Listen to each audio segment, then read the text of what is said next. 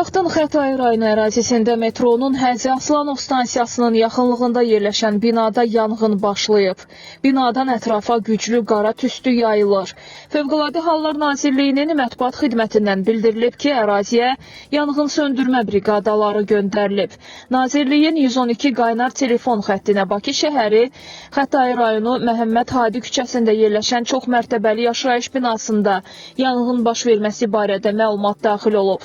Məlumatla əlaqədar dərhal əraziyə Fövqəladə Hallar Nazirliyinin, Dövlət Yanğından Mühafizə Xidmətinin və Bakı Regional Mərkəzinin qüvvələri cəlb olunub.